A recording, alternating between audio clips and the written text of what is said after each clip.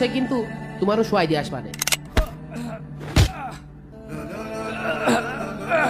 আরে আরে কি করছিস তোরা? নিজেদের মধ্যে ঝামেলা করিস না। আমার কথার উপর যে কথা বলবে তার পরিণতি কিন্তু ভালো হবে না। সব এখানে চুপচাপ বসে থাক। এক সময় এই গ্রামের মানুষ খুব লোভী আর নিষ্ঠুর ছিল। আমরাও আপনার উপর আক্রমণ করা ওই ডাকাতের মধ্যেই ছিলাম বাবা। বলেন কি? আমরাও এমন এক ধনী ব্যক্তির কাছ থেকে তার সর্বস্ব কেড়ে নিয়ে তাকে মেরে ফেলেছিলাম। ইন্না লিল্লাহ। তাকে দাফন করার পর থেকেই গ্রামে আল্লাহর গজব নেমে আসে। ঘরে ঘরে অসুখ বিসুখ লেগেই থাকে। তারপর এক আলেম বলেছিলেন সেই লোকের আত্মা শান্তি পায়নি, তাই প্রায়শ্চিত্ত করার জন্য আমরা গ্রামের নাম পাল্টে রাখি দাফনপুর। আর ওই যে শুনলাম লাশ লাশ নাকি 3 বার নামাতে হয়।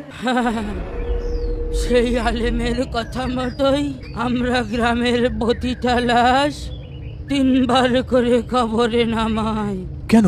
একবার আমাদের পাপের কথা স্মরণ করে, আর একবার ওই অচেনা লোকটার আত্মার জন্য, আর শেষবার আল্লাহর কাছে মাপ চাওয়ার জন্য। আল্লাহু আকবার। মা, আমি তোমাদের বাবার পক্ষ থেকে একটা আমানত নিয়ে এসেছি। তোমাদের বাবা আর এই দুনিয়াতে নেই, তিনি মারা গিয়েছেন। আমার বাবা, তিনি কি খুব কষ্ট পেয়েছিলেন? না মা, তোমাদের বাবা একজন শহীদ। তিনি জালিমের সামনে এক মুহূর্তের জন্য মাথা নত করেননি। বাবা কি আমাদের কথা বলেছিলেন? হ্যাঁ বাবা, তিনি শেষ মুহূর্তে তার পকেট থেকে মামুনির ছবি বের করে শুধু তোমাদের কথাই ভাবছিলেন। পুলিশ কি ওই ডাকাতগুলোকে ধরতে পেরেছে? হ্যাঁ, আল্লাহ তাদের নিজেদের মধ্যেই বিবাদ লাগিয়ে দিয়েছিলেন। আমাদের হাতি আমাদের বিপক্ষে গেল। আমার টাকা, পাপের টাকা তাদের শান্তি দেয়নি। আল্লাহ তাদের নিজেই বিচার করেছে। কিন্তু একটা খটকা। কি খটকা মুরব্বী সাহেব? তার বাবার নাম আর আমাদের গ্রামে যেই লোকটিকে বহু বছর আগে আমরা মেরে কবর দিয়েছিলাম, সেই লোকের নাম হুবহু এক। তার মানে আমার বাবা এখনো বেঁচে আছে?